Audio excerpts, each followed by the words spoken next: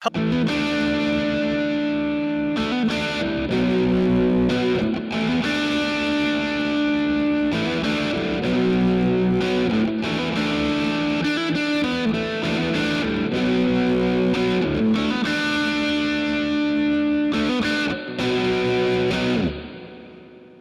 and welcome back to Podcast 572. I am your host, as always, Kyle. I'm joined by my two friends, Dan and Matt. As always, we're going to go through what we do each and every 2 weeks, which is talk about what we've been playing, go through the news, and then answer some questions that you guys have emailed into us, including some more GameStop emails that we look forward to dearly. Always look forward to this. Always look forward Always to entertaining. But yes, as it's kind of, we're in the summer. It's not only a dry season for video games for the most part, but it's a incredibly dry season this year, especially. So, I'm just looking over been anything that's really come out. I'm just looking over the stuff that we've played here, and it's a lot of. There's some stuff that's more recent, but there's some old stuff too. So, right, it's gonna be fun. So, I'll start off. The first thing that I've been playing. Other than I played a lot, the thing I played the most this week most the last 2 weeks is Days Gone, and I'll get to that. But the first thing I've been playing is Rock Band 4, and Rock Band, and I don't think I've talked about it on the podcast. I've talked about my channel a lot. Rock Band I have been with since the beginning. I actually counted last night because I bought some new songs. So you can still buy. You can still buy songs. They're still putting songs out each week. Still 7 years later. It's been 7 years since this game came out. It's so weird. I have 1,157 songs. But that counts. Jesus. You imported. It counts 1, 2, and 3. Imports. It counts everything I have imported. So 1, 2, and 3. Lego Rock Band. I always forget that one exists. Green Day Rock. There's too many Green Day songs in the game now. Yeah. Green Day Rock Band. I had to go through that part of it last night, and I'm just like, there's too many fucking Green Day songs in this game now. Because you have the album you want to be in there, and then you have a lot of just, I would say the late 2000s stuff, which is not great Green Day stuff. After American Idiot kind of stuff. After American Idiot, I'm talking whatever that album that had 21 Guns. Oh yeah. That's not a great album. So. And that whole album was on that game. So there's that. I have AC/DC. Remember the AC/DC thing you can only buy at Walmart? I have that. So I have those songs. They're all live songs. And then just the various DLC I bought over the years. The only thing that you can't export for obvious reasons is Beatles. Yeah. Because that's never going to happen, which is kind of a bummer. But I get why you cannot import the Beatles. So I've just been playing that guitar. I mean, I have my drum sets in the basement. I have a Beatles Rock Band drum set that still works very good.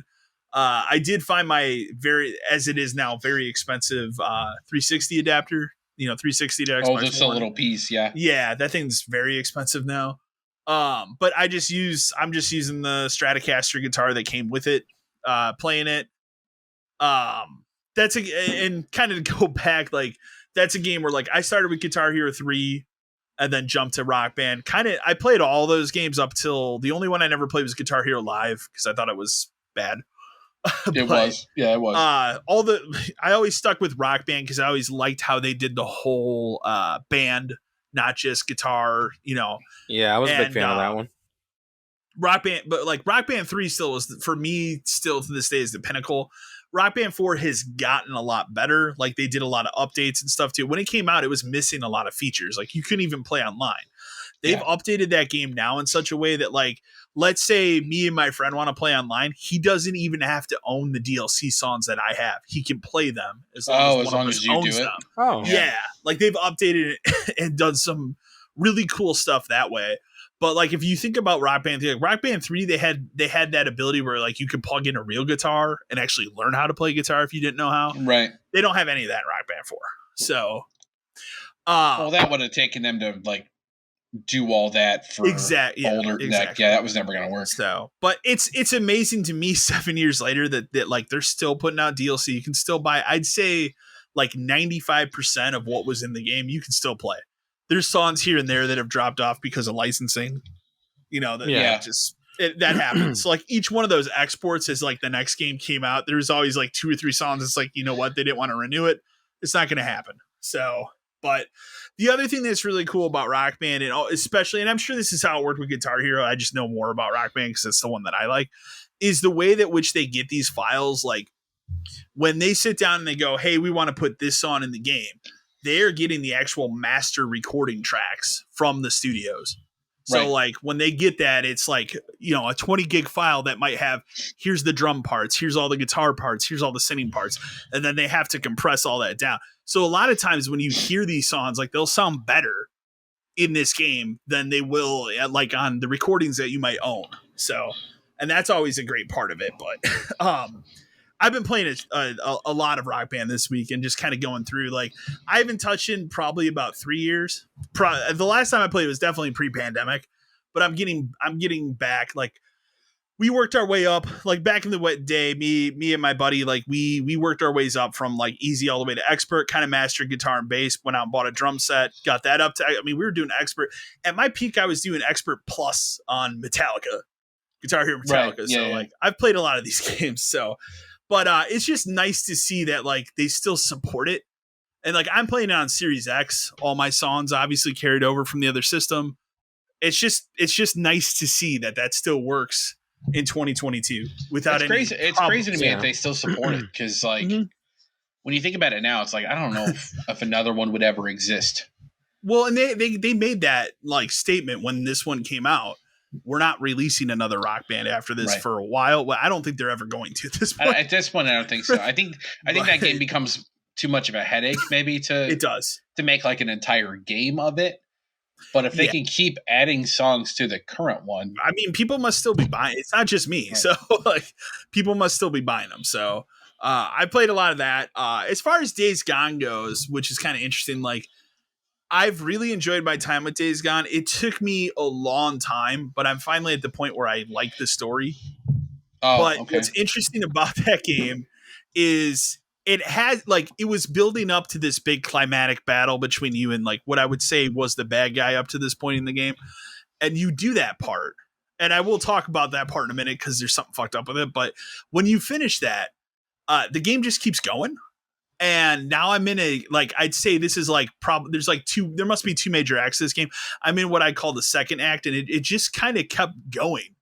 And now it's in this really interesting direction where it's like, you're kind of on the outskirts of the state of Oregon. And there's this like militia that you didn't even know was there and you're helping them out. That's all I want to say. Cause I know you're going to play it some point. I do want to play it. Yeah. What I will tell you, cause I told Matt about this the other day, the boss fight, and it's really fucking stupid. This boss fight, you are put in a situation where you're fighting this guy with just a knife. Like all your weapons are disabled. Okay, so it's Krauser. They don't give you any button prompts or explain what you're supposed to fucking do. Like I had no idea. I had to literally Google this because it would load me into the section. This dude would run at me. I'm just frantically pressing buttons. I'm getting stabbed to death every time. Weird. I had to look it up, and it's like, okay, you're supposed to press R1 to crouch when he goes to hit you, and then you're supposed to. It's like like a boxing thing almost. Like you have to duck and then hit him with your knife. Okay. They do nothing to explain this to you. That they're going to change the rules of this game at this specific part, and it's it's a pivotal boss fight in this game up to this point. So that was just really strange. I will also say, it is definitely a Sony first party game. It is the least polished Sony first party game I've played. There was a guy, I was out in the middle of the woods. I hit some zombie. I don't think it was zombie. I think it was a person actually. I hit somebody with a sledgehammer and they just went fucking flying across the screen. Awesome. I'm talking like way off in the distance. There was another camp I got to, like you take out these like, bandit camps and they like to string up zombies in the trees to kind of ward people off. I walk up to one and this fucking zombie is just spinning around the tree, like up and down, like in a circle motion, incredibly fast. And I just stood there. I took a video of it on my PlayStation. I'm like, this is fucking crazy.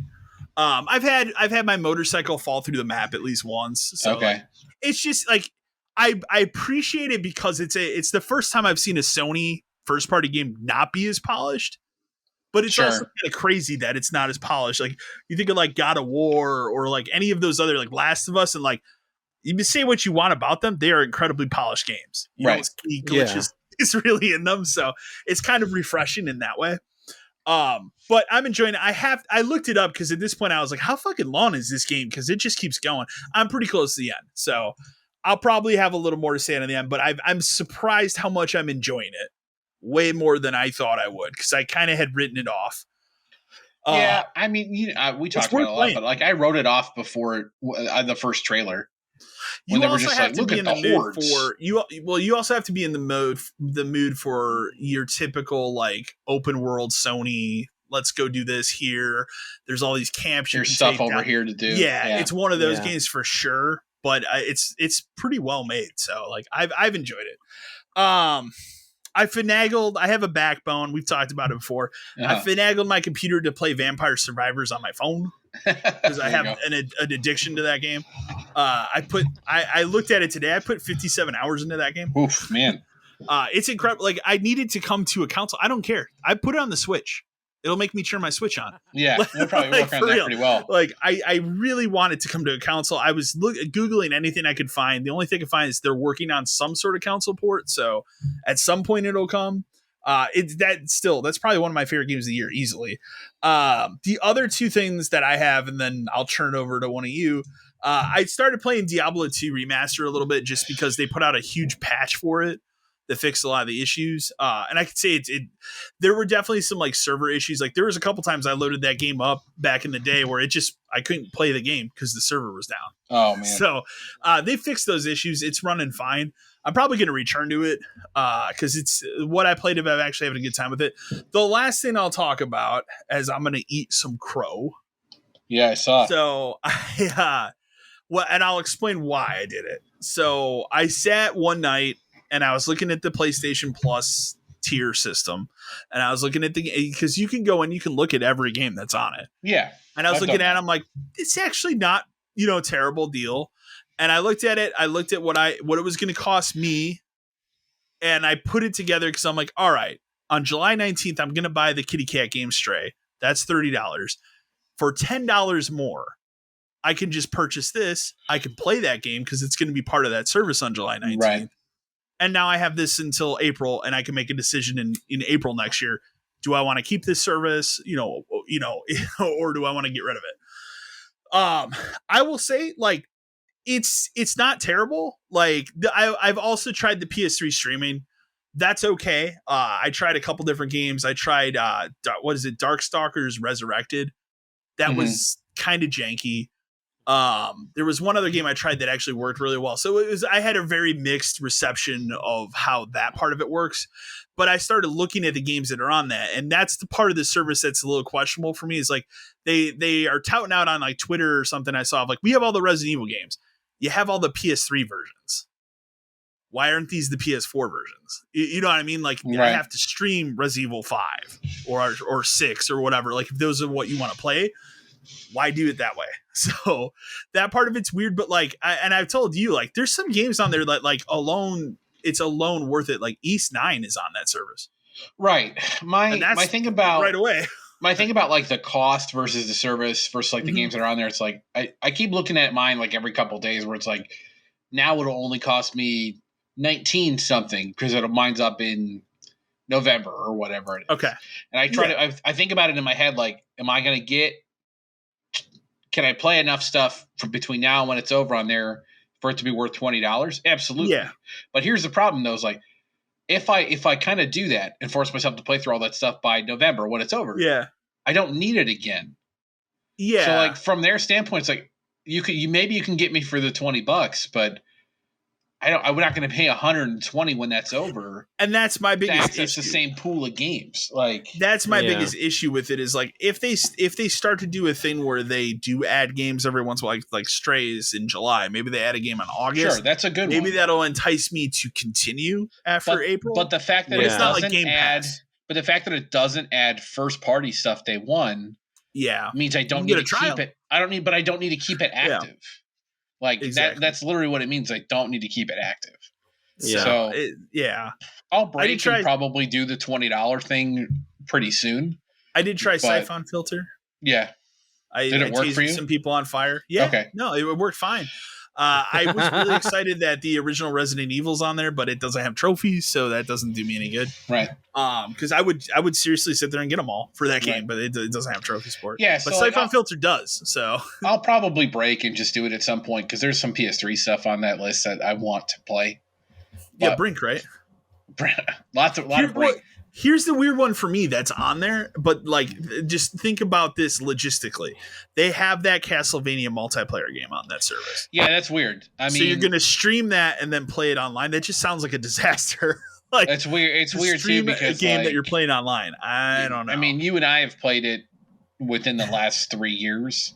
Yeah, but like the Xbox, even though it's on this premium thing, like who's going to be playing that game? Like streaming it and then exactly. Right. And that was my thought when I saw it. I'm like, man, that's really cool. But maybe also, you and I would do it again, but like that's about it. So I'll say, like, so far I've gotten a couple things on there that I'm actually going to play through. Like, I never played the Wonderful 101. That remaster is on there. That's cool. That's a great game too. It's like I might try that at some point. Mm-hmm. There's that other game called The Missing or something. That was one I never played. That's from the guy that made like Deadly Premonition and stuff. Oh, okay. It's supposed to be a pretty cool game. That's on there. I was like, cool, I'll play that. So like, there's stuff there that will keep me enticed that I can play. It's also, again, like a great time to launch a service like that. There's nothing. Right. Well, especially with them putting the Stray game on there, like that alone. Exactly. That would cost me more to buy than me just upgrading my thing. And that was my thing too. I'm like, okay, so realistically, I'm spending $10 more than I'm already going. And I really want to play that one, yeah. And that's the one game that I'm going to play anyway. So that's why I did it. Will I keep it after April? I don't know. Stay tuned. Right. We'll see. So that's what I've been playing. I'll turn it over to you, Dan. You can tell me what you've been playing. I honestly haven't played too much, like other than like the stuff that's been in the rotation that I've been playing for the past couple of months, just because I'm trying to clear all this stuff out and I just keep playing multiple things at the same time. So like the main things I've been playing is I put a lot more time into Fallout 76 and like that game just is what it is. You know, like I'm just kind of playing through it to play a Fallout game and following the story. At this point, it's because it has NPCs, it probably just feels like another Fallout game. Yeah, just not as good, I guess. There's still not even a lot of those. So like it doesn't even it doesn't feel like 3 or 4, especially like 4, where like here's a settlement, like all that stuff. Like that stuff is non-existent. Like they still try to like they do a good job of putting you in worlds where there are other people. For sure, And they give you an incentive to kind of join random teams because like you get a boost if you do that. So like I've done that and like actually met up with like high level people that have just like given me stuff because I assume by the time you're level 1,000, like stuff is just there's ways to get stuff that's so easy. So like I'm just playing through that. I guess I'm just gonna finish the story and kind of and put it aside. I finally finished Wonderland's main campaign. Which is a game that gets oddly meta towards the end. In terms of like the storyline, it starts to get hard to follow as to like what's actually happening. Like like is it in the game or is it not? Kind of a thing. It gets weird. Like they try to. It's a bizarre choice because they tried to give the game. Wonderland's the game, not the game you're playing in it, like a story. A story. When it really doesn't need one, because like the story is I'm just playing this game. So that was kind of weird. Right. We've unlocked the ability to do like the post-game dungeon stuff, which is really just kind of like mini horde modes. It's sad because it kind of reminds me of the Moxie's Underdome thing from Borderlands 1, which everyone knows is a complete and total nightmare. This isn't as bad because they kind of give you options. Yeah, it's bad. That was bad. They kind of give you like options on how to progress through like each room or whatever. But it's really just fighting a bunch of enemies all at once. Like the point of it is to earn currency during this run that you then spend at the end of this run in hopes to get better guns and shields and whatever. You can kind of like you could pick. So like if you really want an assault rifle, you can spend the money on assault rifles and it'll shoot out random assault rifles. So you can kind of pick what you want. Like I've gotten 1 or 2 things out of it, but in order to like platinum the game, you need to level up in this mode to level 20. Basically, like you have to complete a run to level up. You have to, and it's other thing that's bizarre. You have to literally choose like to do a level up run. You have to say like the point of why I'm doing this is to level up. So like we did the first couple, and we've got a ton more to go, and I'm sure it's only going to get worse. But they weren't hard. But like you're getting to a point where you're level 40, that's the cap, and you're starting to fight stuff that's 46, 47. Yeah. And it just becomes like the harder versions of those enemies. So it's not bad yet, but it's probably going to get real bad. It sounds like it's going to get to that level too. Yeah, it just seems like it's going to be when you start getting to like 16, 17, 18, if you don't actively have good stuff, then it's going to become a problem. But for now, not that bad. We're going to run some more probably next week and just see what happens. Other than that, like more Persona 5 Strikers. It's on my short list right now. Still incredible like story game. The story, that's one of those games where just the story is better than actually playing it. Not that playing it is bad. It's just I really greatly enjoy that game for the story. I've been playing Dead or Alive 5 last round to finish that up. I finally finished the last good one. Yeah, I mean 6. Having played a lot of 6 fairly recently, it's not bad, but 5 is definitely better. A better game. I was thinking about like ranking them in my head a little while ago, and I'd say 5 is probably my third favorite because it would go like 2 Ultimate, 3, 5, and then you're hanging out on Zack Island. Then you can kind of fill in the rest. I maybe put a beach volleyball in at number 4. But yeah, buddy. Yeah, I've played all the beach volleyballs, man. I imported the volleyball too. Yeah. And I went so far as to set up a Hong Kong PlayStation account to buy the DLC. That? Yeah, I did. Okay. It's actually not hard. It's just it's what I've heard. Once you kind of learn how to play through like a vacation, quote unquote, in that game with one person, you kind of know what it takes to get like a high ranking for everyone else. So that wasn't okay. But yeah, I literally went and got a Hong Kong account and a Hong Kong PlayStation Network card and got the DLC. Okay, it's 2 more characters. But just finishing DOA 5. I finished the tutorial and like the combo challenge trials, which are always the worst parts because there's always one or two that just don't make sense. It doesn't make sense, or it doesn't register what they're telling you to do the way that you would think it would be. The last one I had to do was this one where it was like you're playing as Rachel from like Ninja Gaiden. Yeah, and there's a move where like you have to basically like kick, and then all it says is like KK while running P. I could not figure out what the fuck that meant for the life of me because they never teach you how to run in the game. Like you assume running is just like tap hold, like the forward hold.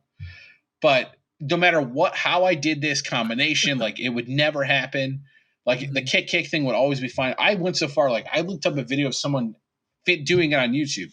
Literally no different than what I was doing. The timing, no different than what I was doing. I could not figure it out. I swear to you, I sat with that up on the screen for like an hour, just trying to mash it over and over again.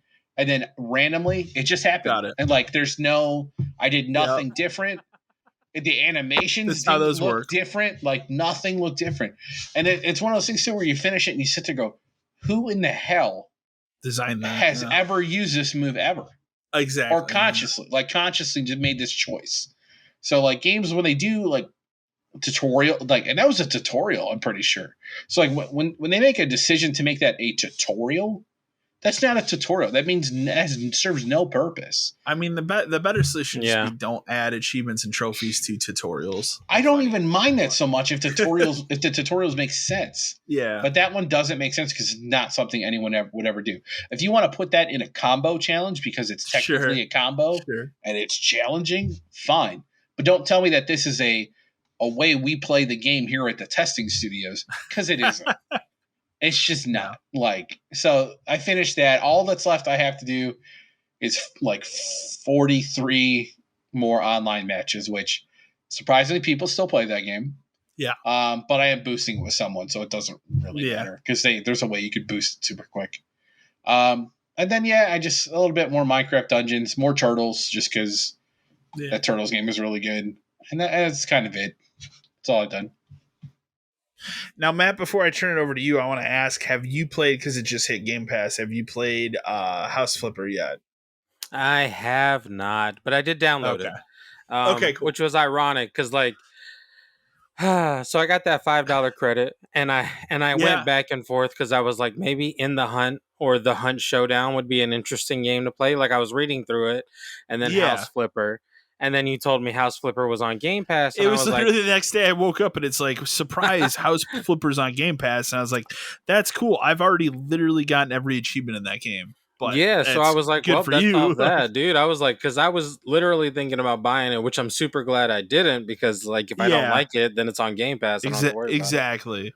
I mean, But I love that. I love that game. So I think you'll have well, a it good time looks with like it. it's fun, and that's why I was going between that and Hunt Showdown because both of them looked Mhm. interesting. But I didn't even buy Hunt Showdown. That's the weird, crazy part. So I I'll get to that. But only thing I've been working on is Sniper Elite 5 still. Well, not the only thing. Okay. I started something up today too. But Sniper Elite 5, I got stuck on this one part for like almost 4 days. And I like Okay. screwed myself because it auto saved at the point where Yeah. there was like 6 or 7 guys running after me. So like I kept loading into that point, so it just took me forever to finally get past it. Um but I'm past that now, so I'm going back through. I think I'm on like the 7th, like the 6th or 7th mission right now. Okay. So I mean, Okay. I've gotten pretty far just by myself in campaign. I mean I'll say quickly on Sniper Elite, they just put out a patch for that on the PC. So Oh I nice. think my Okay. buddy and I are gonna try it tomorrow and see if the patch I fixes our mean, issues. that bullet time still gets me every time I shoot someone in anything and the organ just explodes. So I'm cool with it. Do you know you can turn up like to max so that that happens every time? Because that's what we Oh, did in our game. So like literally every time you get one of those perfect shots, it will go off. So you see it every oh time. man. And Okay, yeah. when you play in co-op, it will literally interrupt what the other person is doing to show you that. So it is Oh great man. Now, every all time. right, I'm gonna have That to is go one back of through my my favorite settings on parts of that game because we did that on every other one, and it's just fantastic. It sounds But beautiful. continue. So I had that $5 credit, and I was like, I got to use this by the end of the. I just have to use this up. I have to find something to buy. So, dude, I spent like a good 30 minutes going through the Microsoft store. Like, and I was Yeah. just looking over everything, looking at trailers, looking at screenshots. I was even tempted to buy the Quarry.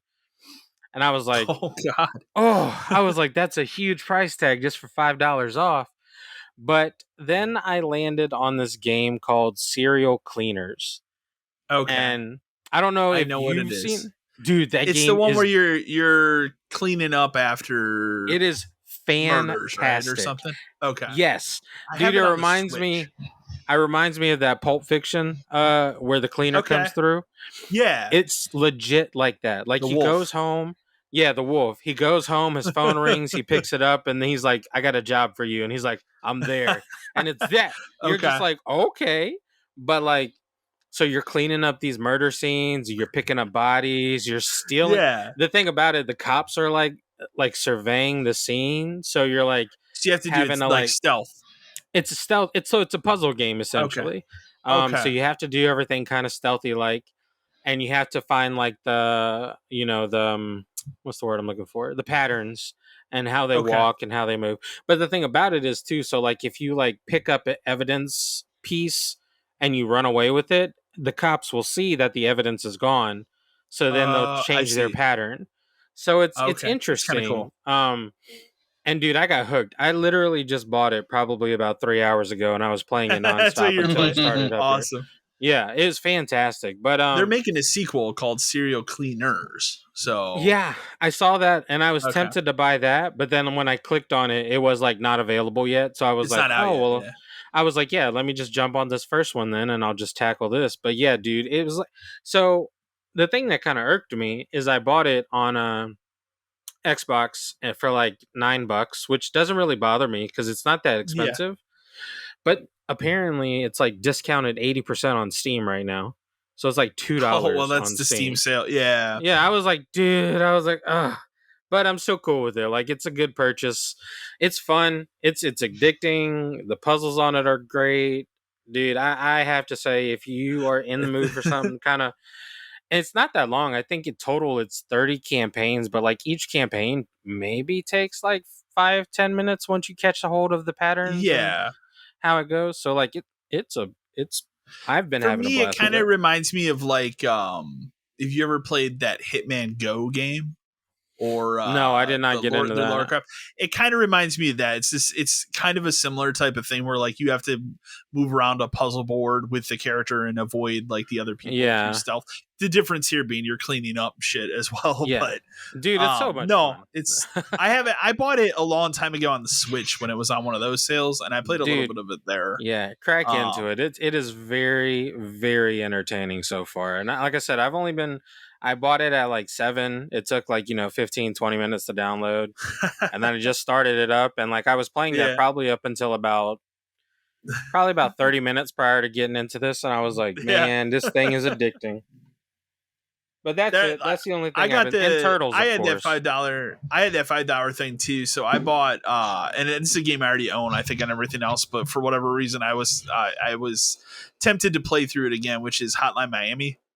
So I bought the collection that has 1 and 2 on the Xbox. So I've been playing a little. That was the last thing I forgot to put it on here, but I played a little bit Hotline Miami, which is still great many years later. So well, why don't we transition over to news, because there's actually surprisingly more news than I would have thought. But some of the stuff's coming out of the end of not E3 week and stuff as well. First thing on here, which I find humorous because this was not the original promise when this was announced a couple years ago. But apparently, when Overwatch 2 launches, which is I think October 4th, that's what I put down here, Overwatch 1 isn't going to work anymore, which was not the plan when they originally announced this. They originally announced that these were going to work concurrently. That's so crazy. And that's not a thing anymore, apparently. So they're just going to get everybody to migrate to Overwatch 2, which, I mean, makes sense. They want everybody to be on the same game. They don't want to support 2 games at the same time. Like, I get why they're doing it, but when you already promised one thing, it looks a little shady. So, but again, that's also, Blizzard and Activision. So enough said there. I thought this one was fun and kind of funny, but not funny for the people that bought it. But the Blade Runner game, so it's like the old like PC.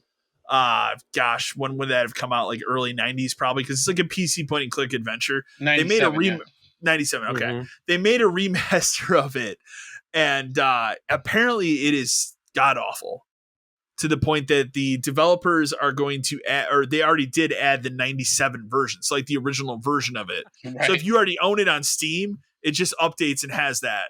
And I think it's the same for it's on consoles. So I thought that was just kind of humorous. Like how, apparently there's like audio glitches and a bunch of shit. So I don't know. I never played that game back in the day, so I don't really have anything I didn't to say. either. I'm not really a big like Blade Runner guy, but it's just funny that remasters, like some of these remasters and stuff that come out, it's almost like they don't pay attention, or like. Well, the thing that's weird is this is from that Night Dive Studios, which have done a lot of very successful remakes, remasters right now.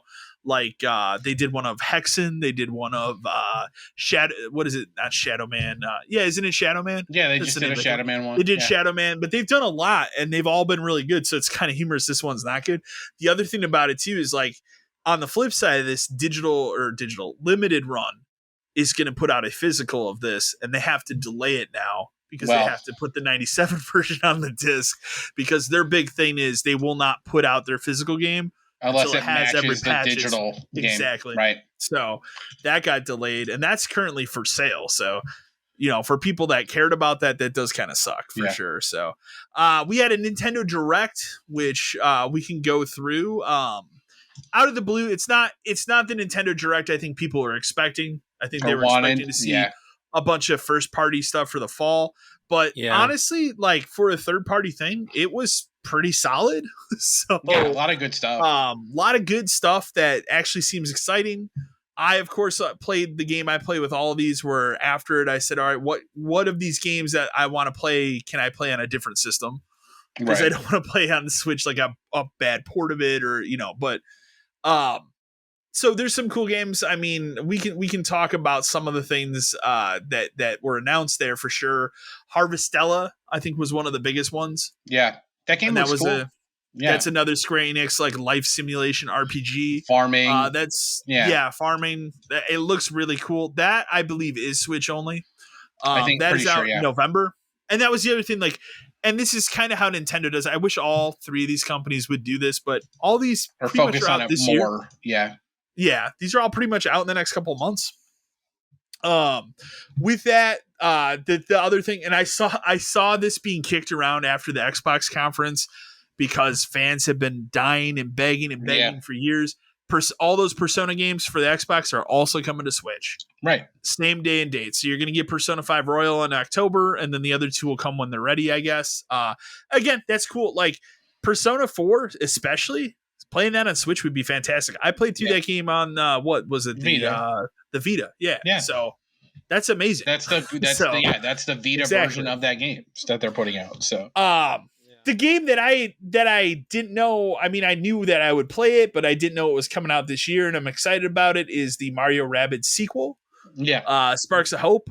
That looks first game's really fun. First one. Yeah. Yeah, I mean, it's just XCOM with Mario and the Rabbids, which just seemed like such a crazy concept at the time, but you never thought it would work. Yeah, but it worked really well. So this one's called Sparks of Hope. It looks good. Like they showed a lot of it. They showed more of it. I don't have anything negative to say about it. So, Live Alive, that's how you say it, right? Live Alive. Yeah. Okay.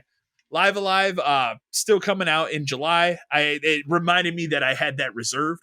So, because I kind of forgot when they announced that last year. I had reserved on Amazon then, so that reminded me, like, oh shit, that is coming out. I mean, that still looks great. This game we never got over in the West, so I look forward to playing. It's cool too because like the demo's out and you can transfer all your data. I need to do the demo. Yeah. I have to try on my Switch. It's a lot like how they released like Octopath when that first came out. Yeah, Octopath, and I think Bravely Default 2, they did that as well. Yeah, I think so.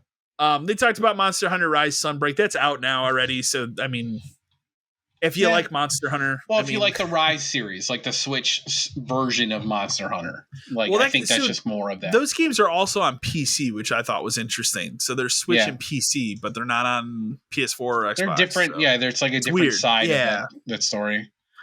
They put out Portal on the Switch. You can play both of them. I mean, that's cool.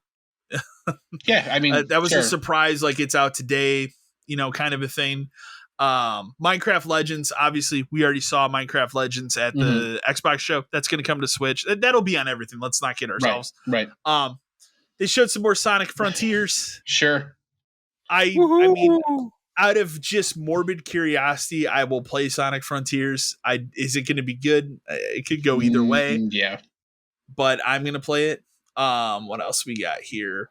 The other one that's caused a lot of controversy is Return to Monkey Island, because Return to Monkey Island was announced that it is a timed Switch exclusive. I mean, it'll be out on PC the same day because everybody knows the Monkey Island games is PC, but I think fans of this expected it to be on PlayStation and Xbox at the same time. So, but they've actually been pretty rough to the point that creator guy is just not even talking about the game on Twitter anymore. So, which, is always disappointing to see, but, yeah. So yeah, that was kind of what, it's a whatever thing. I've never played any of those Monkey Island games, so I have no reverence for them.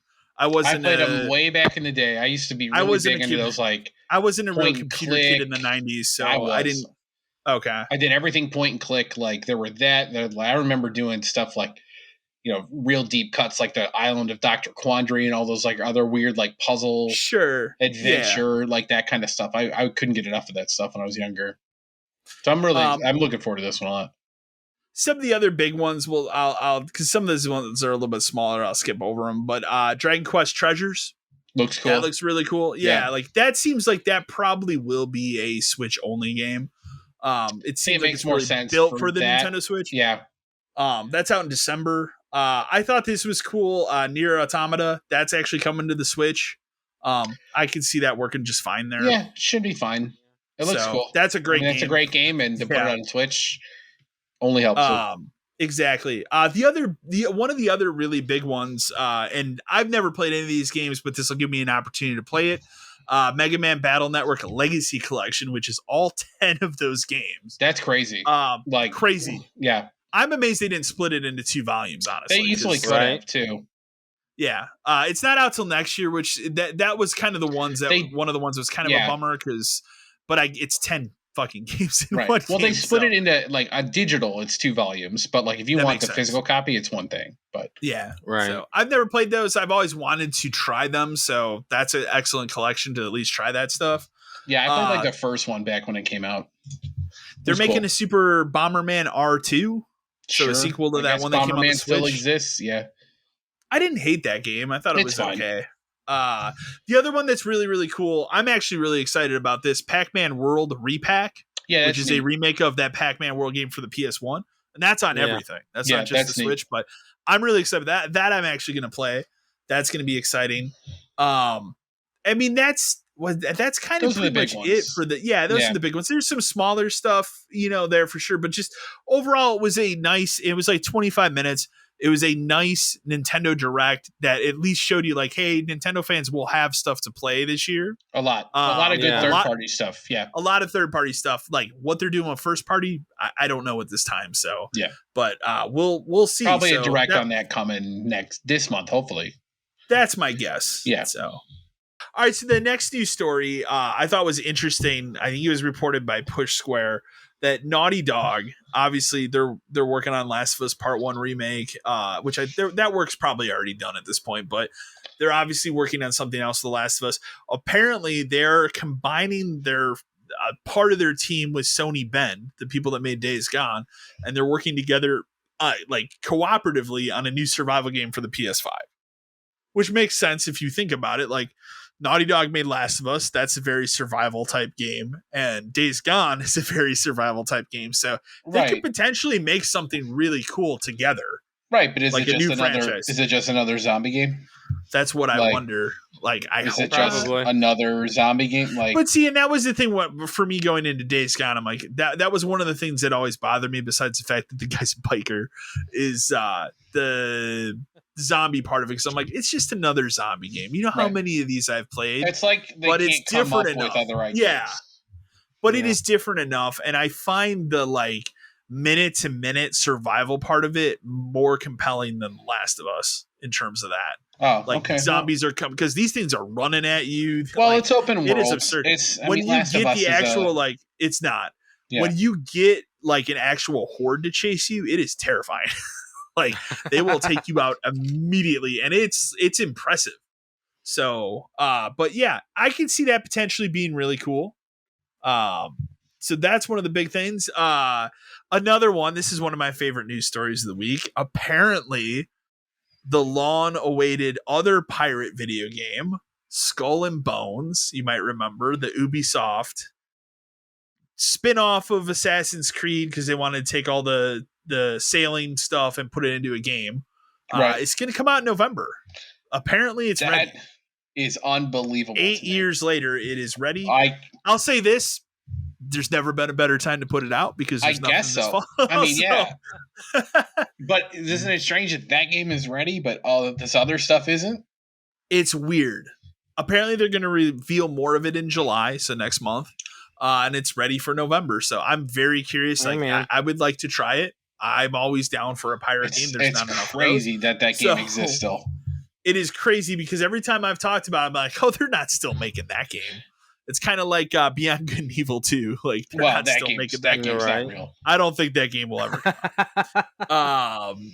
Star Ocean: The Divine Force. I'm really excited about this. Launches in October. So I'm really excited about that.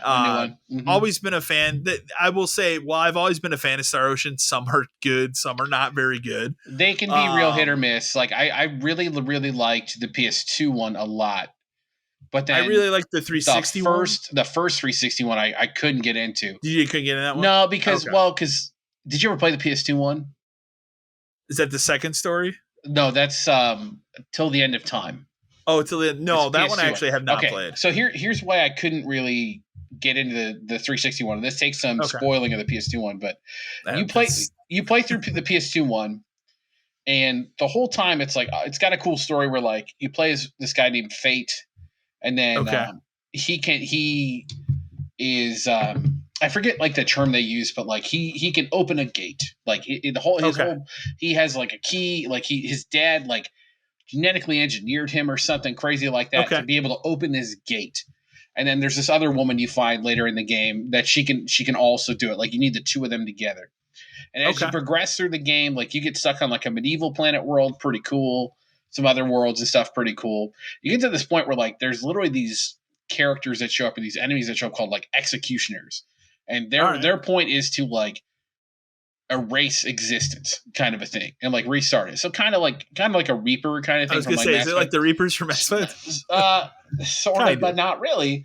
Because through all of this, you find out that like fate can kill these things.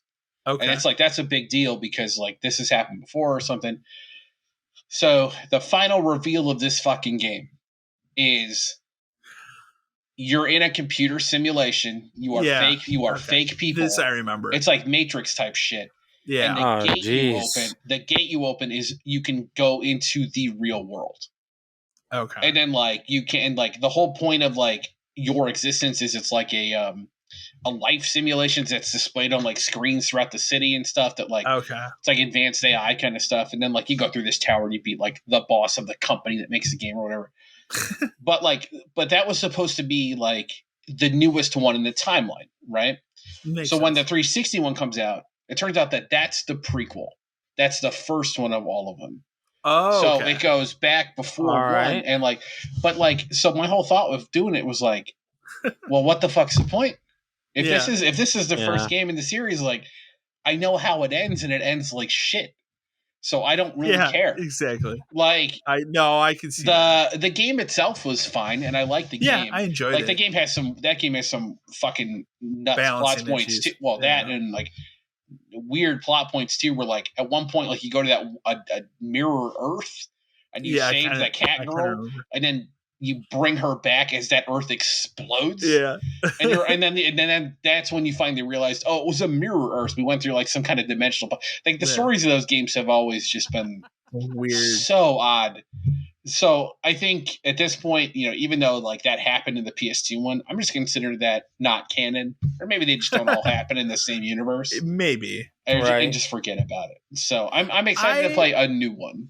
I have not played the PS4 one that came out. And so I have it. And so I'm actually going to try and run through it because I've read it's shorter. It's like 20, 25 hours, which was a reason people didn't like it, I guess. But I'm going to try and run through that before this one comes out. Yeah, that's certainly different than ones in the past that have always been like 40, I had tried 60. a little bit of it, and I always like the combat of these games. So yeah, I like the art. Yeah, how it handles. That's one thing that really draws me to it. Exploration and like having to fill in a map always is like a thing in my brain that I like to do. Yeah.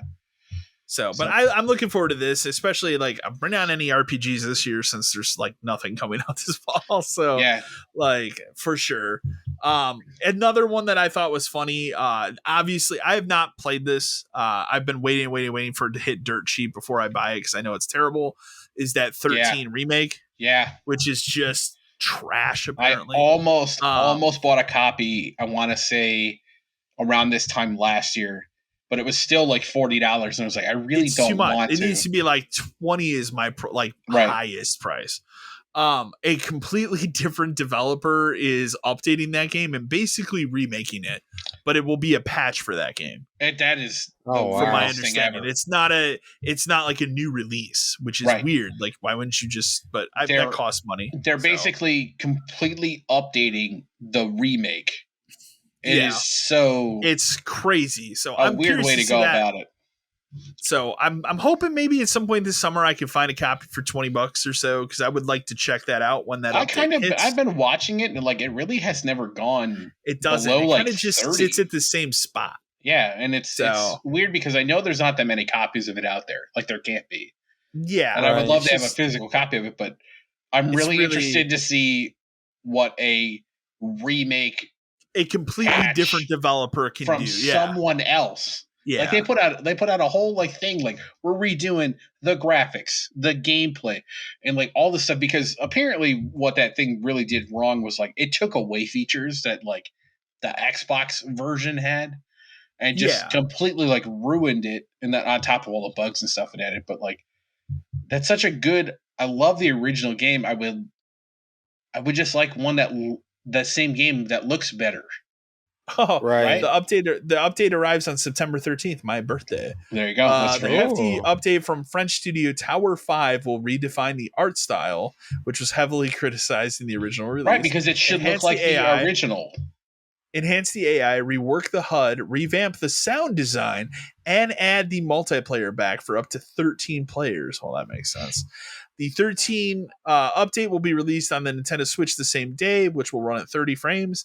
And the update will also update if you have a PS5 or a Series X. So they will have versions of that will run at 60, which is cool. So they put out a couple screenshots. I mean, the screenshots look great. So it looks like that game just with like a better shading on it. But I need to see that game being like played to know. Yeah, no, I'm with you there. So no more screenshots. Yeah, exactly. So next one, like what, and I'll just say this one, like what is going on with God of War?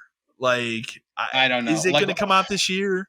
I've heard November 11th because they want to take the Starfield date. That's the biggest thing that's going around. But like Sony fans are getting really toxic and sending a bunch of hate to Santa Monica, which is stupid because that's just game fans in general. It's just waiting for a release date at this point. I don't know.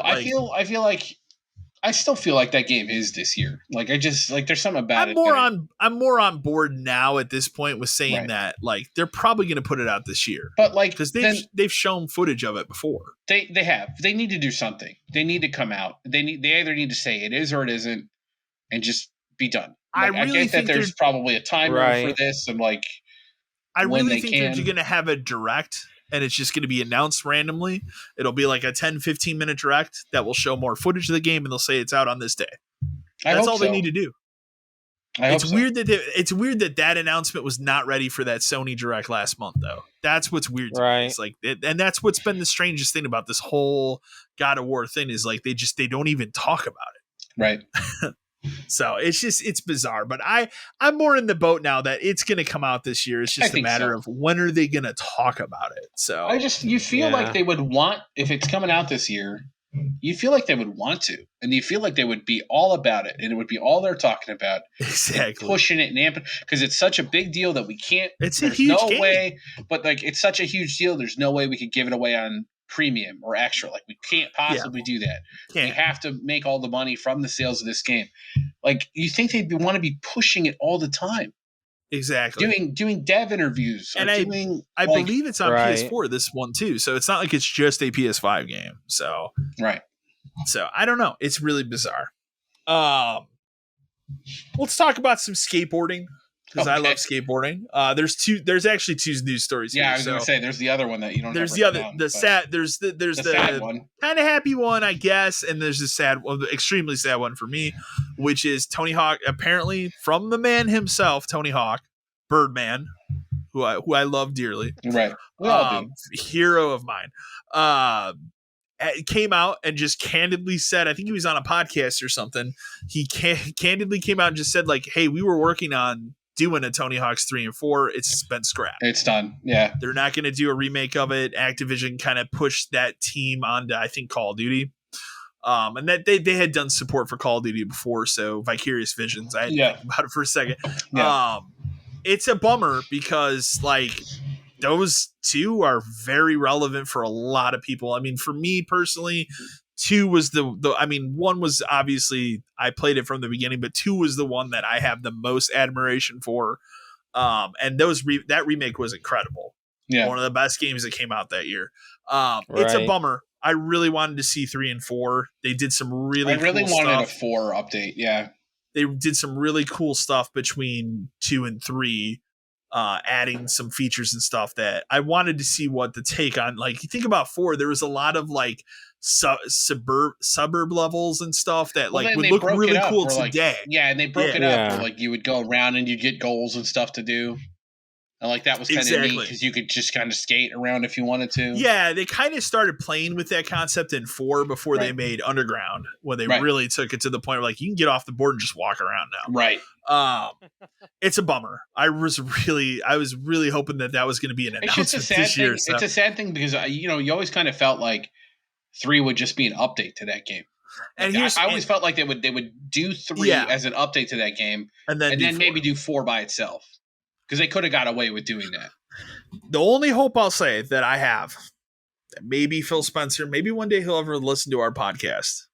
You're gonna own Activision soon. Well, give me Tony Hawk 3 and 4. Call Tony up. Do it. Cut a Call of Duty release. Call the Birdman up. Call the Birdman up. Tell me you want to get it done. Just cut out one Call of Duty release. It's okay. Just cut out a Call of Duty. You know what? Just cut that team off of Call of Duty support. Put somebody else there. Extend the Warzone an extra year. And then exactly. There give you me go. Tony Hawk. And give me Tony Hawk 3 and 4. I don't know, man. I need Call of Duty every year. No, you don't. I guarantee you, though, nobody if they does. did that, and they put that out, and that was like a Game Pass. I don't even need Madden every year now. There's no way you need Call of Duty every year. No, I want that Call of Duty break that we're, I think, finally getting soon so bad. They just need to take a year off. Well, eventually companies get to that point. Like, remember, Assassin's Creed finally got to that point. It did. Took a break. Thank and God. made the franchise better. It did. Then I got Origins and Odyssey, great, and those are both incredible games. Valhalla is okay. I haven't started it yet, but I will play it just because like Odyssey, the last 2 have been incredible. Yeah. And why did they do that? What that could do for a Call of Duty for a year. Exactly. Right. I will say, the last one I played was the Modern Warfare reboot. Not a bad game. I enjoyed it, but I have not played the last 2. I didn't play Vanguard. I didn't play, what was it? Black Ops Cold War? That was the other one? I don't know. Black Ops 5. Who knows? I don't know. The last one I went through was Spencer, that World War One. Oh, the World War. Yeah. Yeah, wasn't it called that was World War II? But yeah, the 2017 one. Okay, yeah, that was pretty good. Yeah, that was not bad. Let's just remake that one for the next one. Here's the thing. I'll say, like, Call of Duty, like, other than the one that they didn't put a fucking campaign in, which still is crazy to me this day, but I've always enjoyed the campaigns. They're always good. They're always solid, like that 5-6 hour. But then I started asking myself, like, am I really going to pay $60 every year to play a 6-hour shooter campaign? Like, because I'm not even playing the multiplayer anymore. Right. No. So that was the answer I said like 2 years ago. So on the flip side of this, Skate 4, which, was begged and begged and begged for on various social media platforms for years. A decade. It turned into a meme. EA finally announced in, I want to say it was 2019 at the E3 that year, that, hey, we're going to make it. They have not shown anything, talked about this game since. Was it then, or was it? It was literally just, hey, we're going to make it. Pre-COVID. Yeah. It was pre-COVID. And they literally just came out and say, hey, we're making it. And that was it. Stop. Please stop. So please stop hammering us. We're going to do it. They put out I'd say a concept footage trailer. It's very early, very pre-alpha build. My thing about this game as I watched the footage is I feel like, and especially the way EA is today, they're going to put this out as a free-to-play thing. Because think about it. Maybe to start, though. I don't know if you would. I don't know if you could. But think about it. Build a huge city. You have like 50 people in there skateboarding. And the reason people like Skate is the stupid physics.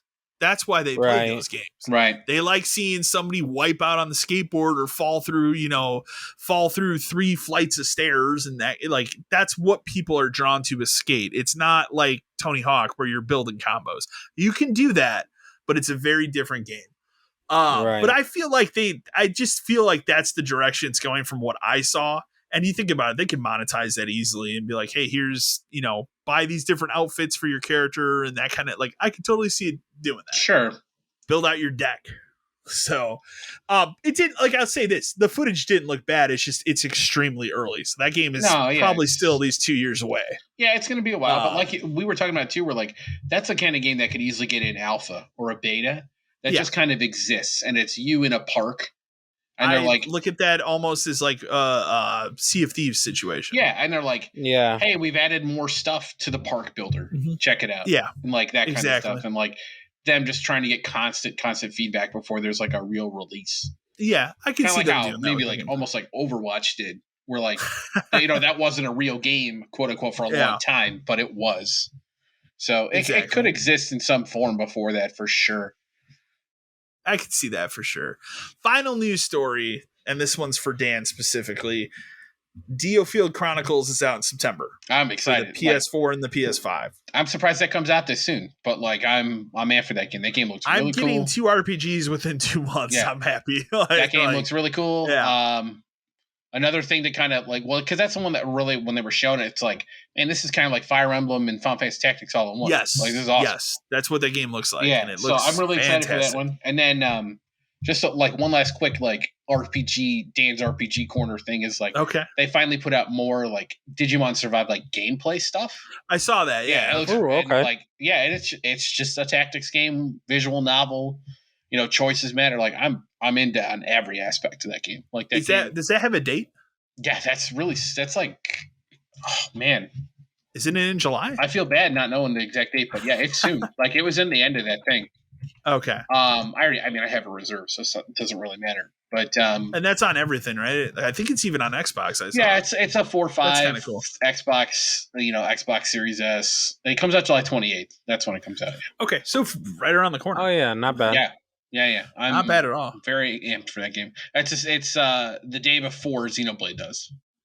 Okay, I see. Which is a weird, like, I don't know. They're different games. Xenoblade's an action, whatever kind of thing. Yeah, because wasn't it Xenoblade took the spot of Splatoon 3, and then that's what everybody kind of believes. Yeah. Okay. But so there's a Splatoon 3. It's on. Yeah, that's on Switch 4, 5. Okay. PCs. It's on everything. I'm sure that game will be cool. I never got into Digimon. Yeah, so. it's for me. I know that. So, we'll jump into emails. We have one that I have a hell of a story to go with. But we got a good mix this week. We got a couple GameStop ones and a couple for everyone, I would say. Yeah. So we'll start with the big one, which is where I have a good story to share. And this one, it pained me because this email actually came in the day after we recorded the last episode. And the minute I saw it, I'm like, man, I have the perfect fucking story. Yeah, you do. And now I have to wait 2 weeks to share it. So this email comes in from Bill from Arlington, Virginia. He says, "Hi guys, love the show, especially when you talk about GameStop." That seems like everybody. Yep. I had a question. Last week you had mentioned when speaking about customers that drove all the way, the specific customer that drove all the way for the collector's edition, how he had done a bad survey. I was curious, how much weight do the surveys actually have? Do managers and higher-ups actually read them? Has anyone actually ever been fired due to consistently poor surveys? Thanks. Now, before I share my story, I will let Dan speak about surveys. I'll give you kind of like more of like a corporate how it goes from there. So like surveys, and this is, you got to go back to when we were still there. They mattered for sure. Like it was something that they always tracked. And like the thing about surveys was basically you were either 100 or you weren't 100, and that's all that they really cared about. Yeah. And the only way, and to get 100 on like a survey would be you'd have to get 10s essentially. But they matter quite a bit because we got reporting on them every day. They tracked them all the time. There were awards based around them. It was a big deal. Our store always did pretty well. I got plaques for being number one for a while. Not that I really cared, but we did pretty well. But yeah, I mean, you get reporting every day, and they're like your DM, depending on your DM, they would always send out emails like, check it out. This is how many you have. You're always expected to get like 1 or 2 a shift, which just isn't reasonable. It's not sometimes. It's not realistic. Because how many people really want to do this? Not a lot of people do. And they would always try to, other thing about surveys is it constantly be reworked. So they would be like, first it'd be 10 questions, and it'd be like, we would tell them like, that's too long. And then they'd be like, well, we're going to make it real simple. It's going to be 3 questions, and it's going to be like, did someone help you? Blah, blah, blah. Did they recommend something? And like, would you recommend the biggest one was like, would you recommend shopping at GameStop to somebody else? And that's then, all it needs. All it needs that's to really be all it needed to be. Did you have a good or a bad experience? That's all it needed to be. They would lie and say it's only 3 questions, and then you take it, and it's like, do you have time to take more? And then there's like 20 more. So It's very similar to any survey you've ever seen for any other company, because these also weren't like quote unquote managed by GameStop. This is some third party It's a company. third party. It's like a market survey thing, but I- you could leave comments on them. So that's Yeah. how you would get, Mhm. you know, I guess you could say like busted, where like that guy would write a bad thing or something, and then Yeah. and then your DM would come to you and be like, "Why did he write this?" Sometimes they Yeah. call you directly and be like, "You got a bad survey." Yeah. And like for what? And then they explain it to you, and then you have to like kind of come back like, this is just what actually happened. But they would never believe you because it didn't matter, No. because it was a number that went on their report card that they'd have to show their boss, and then their boss would come after them. So the short answer is they matter quite a bit. Wasn't there a brief period of time where we had like a 2 or 3 month window where like our DM cared enough that we had to like start trying to get people to take it in the store? Yes, they would. Because that's something I kind of remember. Yeah, they were really adamant about like circle the survey, tell them they could take it right now. And use the tablet. But for and use the tablet. But for a long time, it never worked. Our tablet literally never worked, and they never understood that.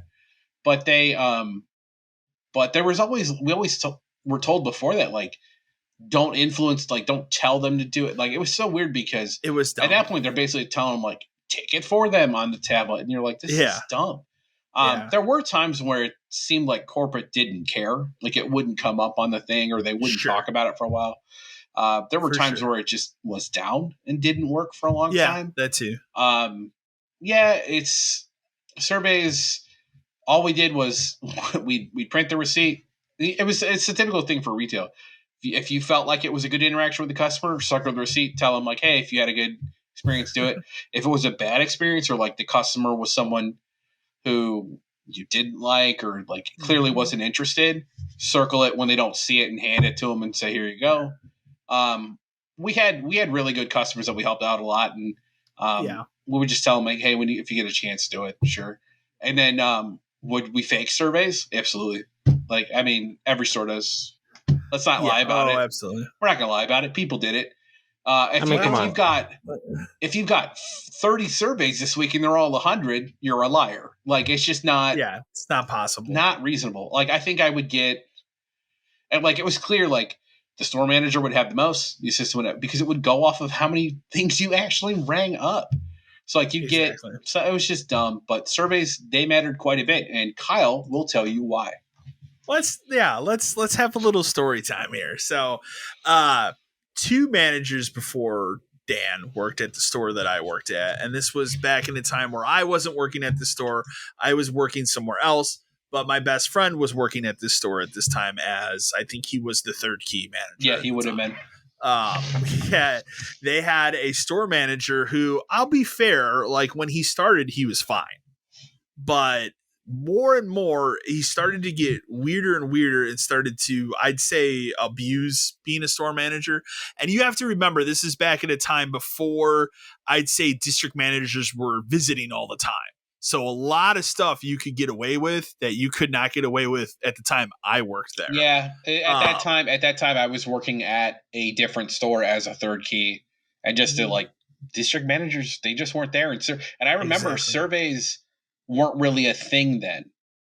Like, they really weren't. There was something that existed, but they weren't talked about it all the time. So this manager, and it's a wild one. He all of a sudden he started getting worse and worse. It got so bad to the point that he changed his schedule to work at the same time, because one of the biggest things was like he had a crazy wife. So his wife very much affected his work. And he's texting his wife constantly. Like, this is a guy who, like, he'd come in, he'd clock in for his shift, he's on his phone. He's not doing work, he's just on his fucking phone, like, all the time. It got to a point where, like, he had to work the same exact shift time as his wife's job. So he changed his schedule, and this would never work today. I'm still amazed that it worked as long as it did when it did. When you told me about this, I could not believe he could pull this. And this isn't just like he did this, once every month. This was every day for like 3 months. He was working 7 in the morning until 1:30. And his excuse was, well, he's doing all this inventory stuff. I'm doing all this stock stuff. And keep in he mind, wasn't doing shit. Keep in mind that GameStop stores open at 10, and for a long time, you could get away with coming in at 9, and then eventually became 9:30. But yeah, but he he'd be coming in at 7, and literally he's just sitting there. He's texting his wife, like he's not doing work. Like he'd come in, he'd sit on the back counter, and he'd just be on his phone. It gets worse. That's not the worst. Right. He then started just fucking not bringing the deposit to the bank. So like the deposit, huge no-no. Fuck up. Huge no-no. Like he literally would just, and the thing was, it wasn't the situation where like he'd tell the other manager that comes in like, hey, you should take the deposit. I get a chance. He wouldn't fucking tell anybody because he'd forget. Right. So that was the problem. But the biggest thing, other than the constant texting, not paying attention, this is the best. And this is what prompted me to do what I did. And it's been 10 years. I think this statute is over. At this you point. don't work there anymore. I don't work there anymore. It doesn't matter anymore. And I caught this, and then I told my friend about it because he had worked there at the time. He did not know this was happening. He had no fucking idea because he was always closing. He never opened. Mm-hmm. I go in one day on my break because I worked next door at the time just to see what's going on. And I walk in. There's nobody in this store. And I'm like, that's weird. I look at the back, and in the way that our store was situated, in the very back, you walk all the way to the back of the store. That's where there's a door, and that goes to the stock room. Our store was pretty long too. Like our store was actually pretty big if you think about it now. There's a sign on the door, and I could see it from when I walked in. I'm like, the fuck is this sign? So I walk up there, and the sign literally says "knock for service." That's good. And I kind of just sat there. I mean, this was at the time, I don't even think I had a smartphone yet. This is how long ago this was. This was like I had flip phones still. So I probably should have taken a picture of it, but I didn't have the capability at the time. I look at this. I'm like, what the fuck is happening? And I knock. I had the guy come out. I'm like, what? Like, oh, I'm just working on some stuff in the back. Like, okay. I go in maybe the next time I'm on a break from my job next door. Same fucking thing. So the second time this happens, I'm like, nah, something's going on. So I text my buddy and I tell him, I'm like, hey man, like you need to just come to the store right now and see that. You have to see this. So I get him to come to the store. And to be fair, he didn't live very far. He comes, he sees it. He questions the guy, like, what the fuck is going on? Like, you can't just put this sign. He's like, oh, I'm just, I have all this work and stuff to do in the back. No, you don't. No, you don't. Like, this seems fucked. You don't. So that started to form an idea in our head between me, my friend, and my friend's brother of like, how can we bring this to this guy's attention without the district manager, the attention without like really getting in thick with without whistleblowing. Without whistleblowing. So the thing that set it off, and we had talked about it we formulated the plan on what we were going to do. And then we sat on, we're like, I don't know if we should do it or not, which was we're going to just write a bunch of fake surveys, but call out everything he's doing. And we sat on this for like a month, and we kept talking plan. It's a good plan. Do we do it? Do we not do it? I'm not sure. What set us off to fucking do it was this motherfucker, this manager comes in one day, tells my friend, oh, I got jury duty. I'm going to be on jury duty for the next month. But the 2 days that I'm off, I need to have 2 days off here. Like, and so what it turned into is for the entire month of, I think, April, the year that this was, he worked 2 days a week at GameStop, shortened shifts, because he somehow talked to this was at the time, this group of stores had an area manager. That's how long ago I know who that was. Yeah. And the guy was a piece of shit. He convinced this guy. He wasn't great, but he liked me, so I was fine.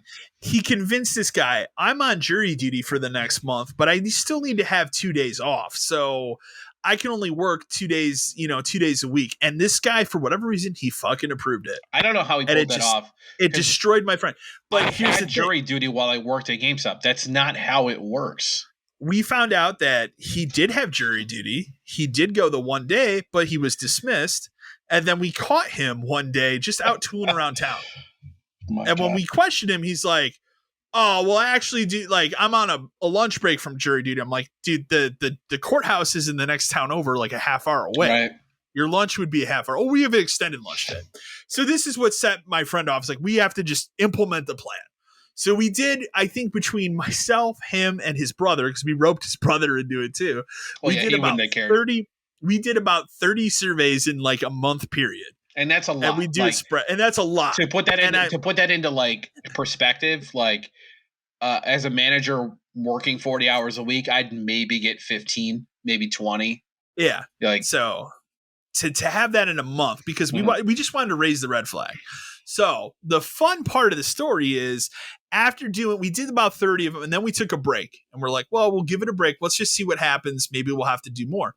All of a sudden, one day, district manager comes in, and he comes in with like the other whenever the district manager comes in with somebody else, it's over. It's going to be a bad day. They have to have a witness for the firing, right? Yeah. So they come in, from my knowledge, they decide to check and see if these surveys are accurate. So they come in, they go to check the tapes in the back. This is at a time where this is so long ago, it was not digital. You had to physically put tapes into the DVR or whatever it was called at the time. What they discovered and why he was fired on the spot was that for 6 fucking months, he had not changed the tapes. He was not taping anything that was going on in the store. He was not changing, which is anything. not only dumb, but like it's dangerous. A safety issue. It's dangerous, for the employees and everybody there, because if something were to happen, they need that stuff. Right. Exactly. And this all gets better because tell him about his desk. So that was the best part is like so this whole time that he was reorganizing the back, he's putting up the sign like knock for service and stuff. He had reorganized the back to position his desk off camera, even though he wasn't recording anyways. I'm sure at some point he was recording. Sure. So he had positioned his desk off camera so he could sit back there and be on the phone and not do any work. Mm-hmm. That's basically what it was. It's called shady. So, it was incredibly shady. Like I said, they came in, they brought the hammer down, and he was gone. Like immediately, I got a text from my buddy, like, dude, it's happening right now. Like he's out. They handed me his keys and said, you get to close today. And that was the end. Wow. And he was gone. So to answer the question, yes, surveys do definitely have a weight. Like if you have a bad experience, certainly, put it on the survey, I guess, but bad ones. And the thing that you think it is like bad ones hurt a lot more than good ones help. Absolutely. Good ones almost mean nothing because that's what's expected of you. But a bad one could be world ending, or 30 of them, I guess. So a long story, but a good one for sure. A good one. Next email, not a GameStop email. We're going to mix it up this week. This is Randy from Pittsburgh. He has a question Dan and I specifically asked many, many times. It's long. I'm going to read it, but we both are very familiar with the question. Mm-hmm. Hi, guys. I have a dilemma. I hope you can give me some insight on this. I'm trying to decide which of the two new systems to get, either a PS5 or a Series X. Let me give you a little bit of background. I was a 360 person, and that's where all my friends played at the time. But after that disaster that was the Xbox One reveal, most of my friends jumped to PlayStation 4 and were there that entire generation. I stuck it out and got an Xbox One, and I never bought a PS4. While I've played a game here or there with some friends I've made on Xbox, I do miss playing with my friends that jumped ship. Flash forward today, and they're all on PS5, and I'm stuck on which system to get. Game Pass has been incredible, and when it comes to Sony, none of their exclusives really interest me at all. If I got a PS5 instead, I feel like I'd miss out on some of the Xbox games like Halo, Gears, Fable, and so on. I'd also probably only be playing third-party stuff for friends like Call of Duty. What do you guys think I should do? So, we got this question all the time. Yeah. Absolutely. Very similar scenarios, yeah. Even back in just like going from a 360 to a 1 or a PS4 and stuff like that. I mean, it's tough. I mean, if you kind of jump in the middle there where he's like, Game Pass has been incredible, but I feel like I'd miss out on games like Halo, Gears, and Fable. It's like, let's be honest, there aren't any of those games. Like, yeah, that's what I was looking at when I saw it. Like, you have Halo, which is probably what's going to be Halo this generation. Right. And this is probably it. I don't think you get another think so. I think Halo they're game. just I gonna. don't think there's I room don't. for another Halo game anymore. I think they're just going to iterate off this Right. because of the free to play We multiplayer. could get a Gears Yeah. at some point. Sure. You'd but that's have on to. Unreal 5, so it's going to be a But while. Fable, we don't know. We don't know if We that's have no real, idea. what it is, if it's just Fable again. It could be anything. Aside from that, like you have to ask yourself if like Bethesda stuff is stuff you care about, because starting with Starfield, that Starfield we know is Xbox, but like Is Xbox only. we Right. don't know if they're going to pull that with Elder Scrolls and Fallout. My guess is no, just because those are established. That would be my guess too, but it could go either way. It could, and it could just flip on a dime. But then you get a PC, and then you're fine. You're talking about like first party PS stuff doesn't like do anything for you, and that makes sense because most of that stuff is single player titles now. Where you think about it, like God of War, Spider-Man, all that kind of like a lot of that are single player experiences, and if that's not what you're in it for, that's not what you're in it for. Exactly. But if playing like Call of Duty with friends is important, a PS5, I think a PS5 is a smarter way to go. And then the other thing you could consider is like, maybe owning two systems isn't financially feasible, and I get it, I really do get it. But like, if Game Pass stuff is what you're interested in, maybe you don't even need an X. Maybe an S would do it for you. Yeah. Right. I see that. My suggestion was going to be, I mean, for me personally, I would go PS5 at this point simply because that's where your friends are. That's where you want to play Call of Duty and stuff. And you didn't put this you didn't put this in the email, so I don't know this or not, but like more than likely you probably have some sort of PC. The thing that's cool about Game Pass is all those games are on PC. Like you can play Halo on your computer. You can play when Gears comes out, you'll be able to play that there. I mean, that's a very compelling argument. And a lot of people, especially going into this generation, did the same thing where they said, well, I'll get a PlayStation and just play those games on my PC because why have an Xbox? I'm in a different camp where I wanted a physical Xbox because that's who I am at this point. But I like, could you get a Series S? Sure. Is the Series S less powerful? It certainly is, and it's digital only. But if all you care about, like specifically, is like having that box and having Game Pass, that's also not a bad route to go down the road. Right. Yeah, exactly. And I'll also say like Series S, like I've seen them cheaper than 300. Yeah, I've seen them down to 250. They're in stores. Point, so. You could walk into a store and buy one. Yeah. And the other reason I would kind of lean like PS5 is again, like you say you want to play Halo and Gears, like get the PS5 now, and then when Gears comes out and whenever, maybe there's a better opportunity to get an Xbox, or maybe your finances, you can put money aside and you can get one of those later on down the line. Just because. I mean, not to say that the rest of Game Pass is not worth it, because it completely is. Like, it totally is. But and I think that's the other thing today that's completely different than when it was when you and I were working in GameStop. Is like you can easily go into a store, just buy an Xbox and walk out with that because you get Game Pass. You have all those games there. Gears and Fable, if Fable ever comes out, they're gonna be on Game Pass. You don't have to go buy those games. They're on Game Pass. So and like Halo isn't even a complete game yet. Gears is years away, and Fable doesn't exist. Or it does. But the barrier of entry there is so low in comparison. Like, so I would say my vote. I think you get more mileage out of a PlayStation 5 if you were to buy it today.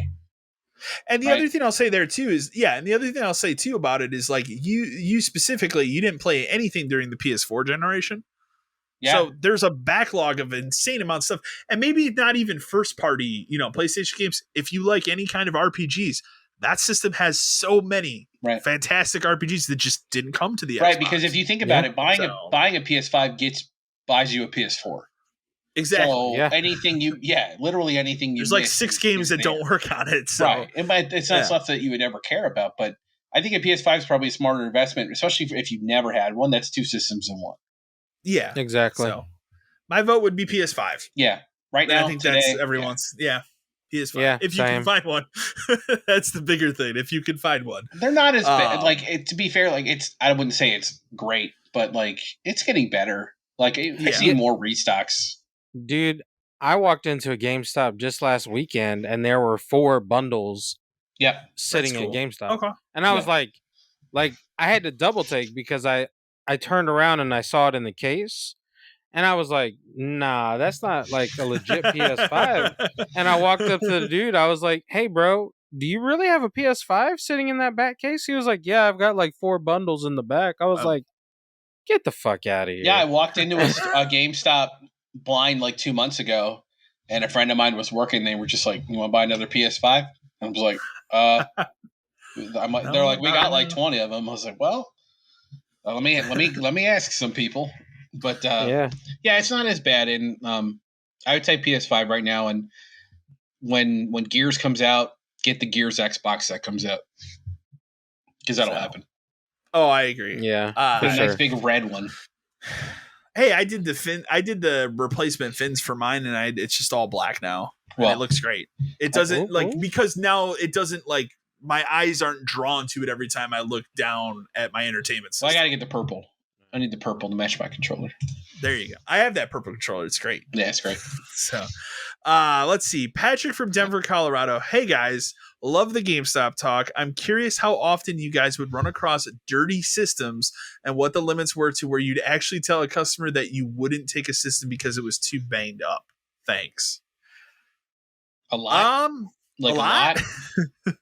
People treat their stuff like trash. Like trash. It's they have a lot of times it's mostly kids, but like I just don't have any respect for it. But the amount of like, I mean, there's a lot of adults, and like you can instantly tell who smokes and who doesn't by looking at it. You can tell if you got an ashtray system. Yeah. Stickers on systems were awful because people would always use like the kind that would leave awful residue. Like those full system skins where you'd have to peel because you couldn't sell it that way if they were trading it in. You'd have to peel that off, and like every time, and it would always bum those people out. But every time, I would have to mark it as defective because you have to get the residue off. So there's no way around it. So that was kind of a trick we started doing after a certain point. Like it was rare that we would turn away a system. The only time you'd ever turn away, like strictly turn away a system, if it literally didn't work. Like if it had a power issue, or if you could find evidence of bugs, which happens. And it happens a lot. It did. A quick story is a friend of mine found one that had living cockroaches in it after it had been taken into the store, so it had to be put in a garbage bag and thrown in the trash. So like that happened all the time. The 360s, the procedure for a 360 was get it in, make sure that like it looks like the outside looks complete, because like a lot of times people would like pop their systems open or they would drop them and shit would pop off. Pop the faceplate off of the old ones where the faceplates came off. There's a Microsoft sticker at the bottom. If that was cut, no deal. So really the main thing that would get you turned away is if your system had been opened. And there's ways to tell. There's always stickers, and people think they're smart about it. And then they would be like, well, I never opened it. Well, someone did. Goodbye. Like, we won't take it. But if it was dirty, like yellow, or if it just had controllers are the worst because they get that crust in the slits and stuff. Cleaned a lot of controllers. Cleaned a lot of that with toothbrushes and alcohol. But if they were dirty, we would just tell you straight up, like, look, man, this is too dirty, or X or Y or Z is broken. We can take it back, but we'll have to charge you a fee. And they'd be like, what do you mean? And then you'd beep it in the system and then hit defective, and it would come up with like the 360s. It would be like normally it'd be like $90. It would take $50 off.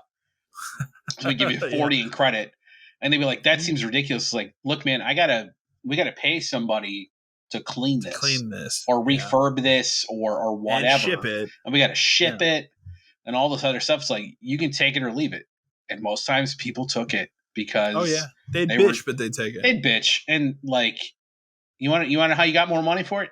Don't treat it like it's a garbage. 360 controllers without battery things. Incredibly common. My favorite part was we would charge like a $20 defective thing on it. And then if the controller was in good shape, I could order the battery things from corporate for like $1 and just bam, move it back from defective and make an extra $20.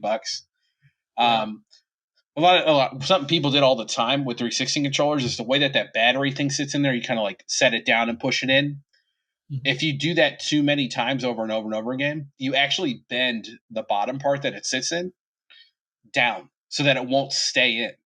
Remember that guy? Yeah, I Like remember that. it Yeah. doesn't click No, anymore. that happened a lot. And you could look and you could see like hairline cracks on both sides. Yeah, that happened a lot. And then if that was it, like this controller's no good to me. You'd get people who would bring in system without cords, no power cord, no AV cord. Those were always a favorite of mine because then you'd ask like, how are you going to trade these in? Well, or then they'd have to buy them in the store, and then you'd have to take that out of the cost, and then they'd get upset because 360 power cords were like $40. Well, because it was, especially if it was during the old 360 days or like the original Xbox One when they had the brick. Yeah. You had to buy the brick. And you had to be lucky. You had to be lucky that we had the correct brick. Yeah. Because remember, there's like 5 different versions of that with different cords and parts. Yeah. And then, but like if you were trying to trade it in and it didn't have cords, you'd be lucky to get $20. Or you'd also get every once in a while the fake PS3 controllers where they'd have no the Chinese logo. Ones. They'd say like P3 on the button instead of the PlayStation thing, and you go, nope, can't take this. What do you mean? It has to be an official one, or the classic of they don't have the charge cord for the PlayStation 3. That was always. But at the same time, I always felt like every time we took that, it was always just a random cord. It was never that original cord. It was never right. Somebody found a, micro USB. And you'd have to sit there. You'd have to wait for us to test the system. The Xbox One was the worst. The Xbox One was the worst because you get the people who cleared it before they brought it in. And that system requires a connection to be set up to the point where I can make sure it's not banned from Xbox Live. So and then you also have to be able to play a game on in the early days. Yeah, and like you'd have to install, and installs would take forever. So in the early days, that could take an hour to go through an entire process of an Xbox One, getting it set up, just to tell someone I can't take this. Like if anybody, like if somebody ever called the store and said like I want to trade a system in, do not reset it. Do not reset it. Well, I don't want my data for you in the store. Yeah, I don't want my data or anything. It's like, yes, we understand. We'll do that after. We'll help you out here. Yes. Don't worry. It got so bad that I had to make a fake Xbox Live account for the store. Yeah, so we had one that we could put in to test systems. Mm-hmm. My other favorite thing to check for was 360s, old ones. A lot of people don't know that the way that tray works is it's just a shitty little gear that opens and closes the tray. Yeah. And over time, it just breaks and fails. So you could get your system, if you stood your system vertically and push the open door button, your door doesn't open. And then, but if you laid it down, it would, because gravity would put the gear back where it had to go. So it could actually still work again. So you get people who would fight you and be like, well, it opens when it's laying down. I don't care. It does not function standing up, which is a feature of how the system works. Yeah. Or you'd get, well, it worked for me at home. I don't care. You're not at home. You are here. It does not work here for me to take it. Yeah. Or the classic of hard drives. There's a lot of good excuses. Just hard drives, no hard drives. When people would bring in the slim 360s with no hard drive in it. Okay. Yeah. No, I need that. You didn't buy, and I could tell it's not a 4 gig system because it's very easy to tell because the system has 2 levels of storage. And then you'd be like, well, this is a 250 gig, or this was not a 4 gig. I cannot take this. Or if it was a 4 with a 250 in it, you tell them like, I can take this as a 4 and a 250 and get you extra money. People were the word PlayStation 2s. This might be a little old for you, but PS2s were sucked because we all know the blue disc thing with that. So you'd have to test multiple discs with the system. And then they also have a security sticker on the back that you could cut. And if that was cut, sorry, goodbye. Nobody really ever opened Xboxes. Nobody really ever opened GameCubes. But PS2s people would screw with because the tray would break. PS2s and then 360s were probably the worst. 360s were the absolute worst. Terrible. Fat PS3s, yellow light. We could take a lot of people didn't realize we could take red ring 360s, but it took off. It took off even more money. You'd lose like $70. Jeez. Yeah. And then yellow light PS3s, which a lot of people didn't understand, was like that just means that this system is completely fried. Like it cannot be saved. Goodbye. There was a lot of stuff like PS4s weren't so bad. unless somebody reset it, and then it would just take time to set it back up again. But those weren't terrible, Right. Because but the biggest other problem was like making sure that systems weren't banned from live, because other stores wouldn't do that. Other stores wouldn't. No, do that. they wouldn't. And the I biggest thing want to is say people, we actually that's how got people would systems dump. sent from corporate that had that on it. Yeah, because I had to test them from other systems. Like RSPs, other good ones. Other good ones. DSs with parental controls. Wii's with parental controls. Luckily, there was a website I knew of. It probably still exists today, because the codes, like, you can say I forgot enough times on those systems where they'll say, like, here's your master code. And that's actually generated based off of the system's date and time and if it's connected to the internet. And there's a website that could generate the code for you and you could put it in. But there would be times on like 3DSs and stuff where like you'd get ones with parental controls on it. And if you couldn't get that off, oh man, 360s with parental controls. Remember those? Sometimes sometimes master codes would work, sometimes they wouldn't. And then you look at people and go, what's the parental code? Oh, I don't know. And then they look at their kid. What did you do? I don't know. Well, I can't take this. I can't take this till you figure it out. Mm-hmm. Sorry. And it'd be 50-50. Sometimes the kid would be like, oh, okay. And they'd put in the code. Other times they just did something stupid and you couldn't take it. Yeah. So like there were, you always look for a reason to not give full value for a system just because if they didn't take care of it, why should I give them full value? I mean, that makes sense. Never give up, John Cena. Never give up, John Cena. that was the message some kid had typed in this thing. Yeah, open it up. I got really good at like guessing passwords on stuff because on the 360 it was always just like buttons and arrows, and people are basic. So like I can't tell you how many Xbox 360 parental codes I busted by hitting LR, and it just unlocked it. Like, wow, man, real secure. Real secure. Yeah, it's just stupid. But we got two more left. We have Carl from Cincinnati, Ohio. I thought this was an interesting question. Hi guys, I was curious if you think another company could ever break into games like Nintendo, Sony, Microsoft, and Sega did, or do you think it's just to the point where we just are where we are? We seem to mean like consoles. Company, like a new company comes in, maybe obviously existing company says, "Hey, we're making this system now." You think of something like the Ouya. Yeah, and that's the thing is like people have tried like that. They've tried, but nothing. Google, I'd say Google tried. Google, I'd say, was the most recent, and they really tried. Atari tried to make that thing. Yeah, that seems like a disaster. There was another one. This was an older one, but it was like this is like in the EGM days. But there was some other company that was going to try to make like a streaming box, and that bombed before it ever happened. I don't know. I felt like when the Dreamcast died, that felt like it was kind of it in terms of like other people making systems. Like there was that story a long time ago. EA almost made one, which would have been really fucking weird if that had taken off. Weird.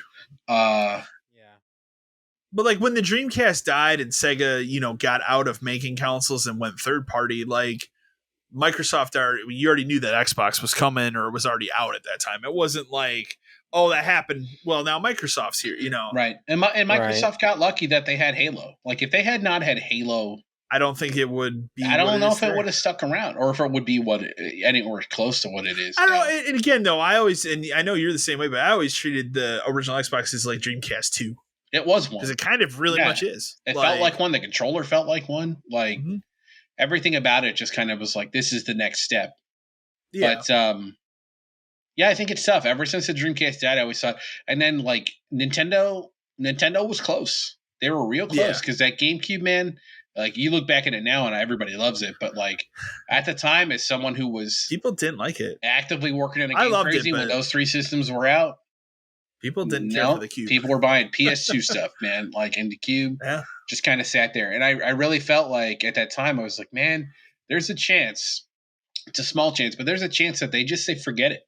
And they just move on to handhelds. They got lucky making handhelds. They got lucky with the Wii. When the Wii came out and it turned out that grandma could play it in the nursing home, everything, it shot back the other way. And then they tried to kill it again with the Wii U. And then now they're but then they killed it back again the other way. So like Nintendo just seems invincible at this point. Like I don't think they would ever die. I don't think I agree. if there's one, if you're looking at like maybe one of these three companies that would ever give up, I could see Microsoft giving up I could see them just turning into, to hey, we PC. have Game Pass. Yeah. It's And it's it's a like Windows you can play thing, these games on your and there's a Chrome stick plugged into your TV. I can see that. And that's it. Yeah. Yeah. I'd say the same thing there. Yeah. Well, Sony, no. No. They're never They're too Nintendo. No. They're too full of themselves to ever give up. But I mean, they're back on top again, so it doesn't really matter. Exactly. Our last question, and this is kind of a GameStop one, kind of not at the same time. This comes from Kelly from Clarksville, Tennessee. Hi guys, love when you talk about GameStop. That's what got me hooked on your cast. I'm curious if over the years working for you, I know what she meant here. It's worded weird. Did you ever get a chance to buy a game that ended up becoming rare and you had no idea at the time? Something like maybe a Rule of Rose that was just quirky and maybe you didn't think at the time it would be sought after later, but is now. So I'm doing the same thing you do. I do have a couple. I know a couple. They're not like a rule. There's not like a Rule of Rose, but no. To be fair, I missed that one. I probably should have done it, but I mean, there's a couple off the top of my head, like stuff that I bought. Some of this dates back to like my Game Crazy days where I would just kind of buy stuff. That was worse because I was younger. I had disposable income. Like I lived with my parents. I didn't pay rent. I could just spend money on video games. But like a big one that I bought at the time was like so Metal Gear Solid 3 had that like secondary version, like the subsistence thing. But then there was also like a limited version of that. And we had a sealed copy of it at the store for like $50, and I bought it. And I don't know what happened, whatever happened after that, but like it just got put in a box and it just got sealed away. And then years later, I was reading an article. This is like a decade ago, where it's like rare games you might actually have, because you always read rare game articles, and it's like stadium events. It's like come bullshit. Like nobody cares. Nobody. Little Samson, like come on. But this is like games you might actually have, and then sure enough, like that limited edition thing comes up on a list. I'm like, did I buy that? I think I bought that. And when I looked at the box, and of course it's sealed. So like there was that. There was Fire Emblem, the GameCube one. I bought it and just never opened it. I don't know why. I just never got around to it. That's a good one, though. And now I just never will. And then the most recent one out of all that stuff was, we talked about it a couple episodes ago, but that Devil's Third, where that came into the store and it sat there. It was the only one we got. And that's like, a good one. It's like, man, I bet you. Because this was when the Wii U was dying. Like, didn't that come out like when we knew it was over? Or was close to being over? No, we pretty much knew at this point that Nintendo was working on something else. Yeah, and I was like, man, again, I probably should just buy this now just in case. And then I bought it, and just like, of course, it ends up being one of the dumbest things for that system that's worth money because it's sealed. So mine are all 3DS, because I got to a point when I was at GameStop, I liked collecting for the 3DS, and we have another buddy who has a substantially bigger 3DS collection than I do. Very nice collection. Yeah. But I got to a point where I was like, I really like the 3DS, and I'm like, man, some of these games are probably gonna be sought after and weird later. So like, I have stuff like Project Cross Zone 1 and 2 specifically, that goes for almost $100 now complete. That's a good one. There was another one I was just looking at here, the Etrian Odyssey games, and Etrian Mystery Dungeon. Those actually go for a lot. The one that I thought of, I'm trying to find it now, both of those Dragon Quest remakes, all of them, or for 3DS specifically, they ballooned like way up. The DS ones are crazy too. The other ones that are really interesting, any of those Shin Megami Tensei, like the Devil Survivor, I have both of those. For whatever reason, those really shot up. Like I see those always at like 100, 120. And then my favorite one, and I bought this just because I'm a fan. Obviously, I'm a fan of the series, but like it obviously I have both of these are collector's editions. They've ballooned way up. One of them, of course, is that big Fire Emblem Fates special edition. That just every day we laugh about it because it's almost at $500. You knew it was going to be crazy even when it came out, because Fire Emblem stuff, it doesn't matter. It doesn't matter. The other one that I have that's also up there, like roughly around 100 now, is the other collectors for that like remake of the Super Nintendo one. That one, for whatever reason, like, and that one was not as popular. I'll say that. No. that one ballooned up. But I got to a point when at least I was at GameStop. My two things were like 3DS and then 360. You know, I went hard into collecting 360 stuff. Now, 360 stuff in comparison has not gone as nuts, but that stuff has definitely increased in price today. It's not in comparison to when I bought it. Not quite old it's enough. It's not like 3DS. Yeah. Well, and I did that at the time where like Xbox One was out and stuff, so people were already dumping this shit for they didn't care. They just want the next Xbox or the next PlayStation. Yep. So, but like I did all those shoot 'em up games that are really hard to find, and that's the thing about the 360. It's not necessarily that they're all expensive. A lot of those games are just hard to find now, like those weird shoot 'em up games like Death Smiles. Yeah, like you can't walk into a GameStop and find that with a case today, probably. So. But 3DS was the one I made an active, like, conscious decision when I was there of like, I should probably buy these because I like the system and I feel like they're going to go up in value, and most of them have. They're like Kelly talked about like Rule of Rose and stuff. That was like a quirky thing. Yeah, I'd say for you, Devil's Third would be Devil's Third is the answer there, but like. Just in terms of like strange like horror type stuff, like a lot of this stuff came from back at like Game Crazy, but like you have Echo Knight. I have that Echo Knight game which somebody traded in, and I was like, this seems weird, and I've never seen it before, and I bought that. I want to say it was like less than $20, and that's over 200. And then like Haunting Ground, I got a copy from there. I have Clock Tower 3 sealed, just because I have it. I don't have it sealed, just because I bought it, because I was buying up horror games. So like Rule of Rose, it was kind of thing where. We probably had one, and I just didn't buy it because I was an idiot. And like, who would have known at the time? Yeah, and like who wanted stuff. Like, I know I saw it, but like, you never knew. It was, especially at the time. It wasn't that you ever thought PS2 stuff would get crazy, because it just seemed like there was a ton of it. But yeah, I mean, definitely working on a game store was good because you got first dibs on a lot of stuff. Yeah, and it was. If you had a feeling about it, like it was probably going to be true.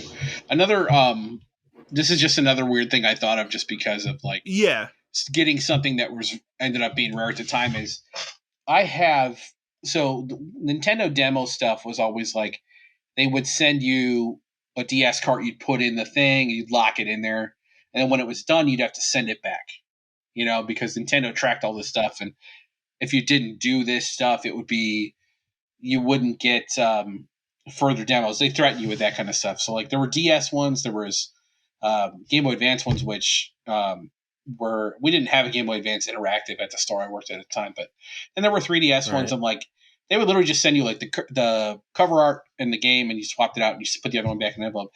But the other big thing they would send you was like we would have Pokemon distribution events, and this was in the days before like you'd go into a store and get a card. We would actually have a DS under the counter running a specialized DS cartridge that was set to work from this date and time until this date and time, and you just have to make sure the time on the system was correct. And it would be like you'd bring in your DS and link up to it, and bam, you'd get a Deoxys or whatever. Those are things that we had to send back, but sometimes we didn't. Or sometimes they get lost, and you'd find them in a drawer. So I actually have a couple of those. I have a couple of those just because they were left over. Or like the 3DS ones, I have like, not for resale, Majora's Mask demo, stuff like that. But some of the cooler ones I have are when we had a GameCube in the store. If you ever played a GameCube demo unit, you'd go up to it and it would have like, there's 3 demos you can play, and then there's like videos of the other stuff. But occasionally some of those would have like you could get a special Pokemon or a shiny Pokemon or whatever. Oh yeah, I remember. I actually have 3 of those discs. Just because those are probably worth a lot. It's hard to say because not a lot of them ever really were supposed to make it out. Sure. But of course, obviously they did. I've got some. Plenty of people online have them too. But like, I have some of the weirder ones that are like the shiny Pokemon ones. So those have got to be worth a crazy amount. And that was just stuff that because I worked there, easier to get my hands on it. So for sure, yeah. Like I said, sense. I mean, most of my stuff it was just the 360 or the 3DS specifically. Like and that was because I made that decision at the time. I didn't expect the value to jump as much as it has on a lot of that stuff, but that's just kind of the way it is. So, But it's like I never got lucky with like a Rural Rose or something like that, where it's like literally, what is Rural Rose up to? Is that's over $1,000, right? It's got to be close. Okay, it's got to be yeah, like it's got to over be 1,000. Let's see So. real quick. Well, because I mean, I told you just now, like somebody finally recently made an eBay sale of Rondo of Blood, which I have sealed, and now I know that game it goes for almost $1,000. Complete and Rock's Ruler Rose as of right now, it says $659. That seems wrong. I feel like you could get more. I feel like it's more, yeah. I want to say that the guy that runs that store that's by us had it for $750 at one point. Minimum. So, yeah, I mean minimum. Again, that's going to be more retail, but still. Right. You question what he paid for it. Right.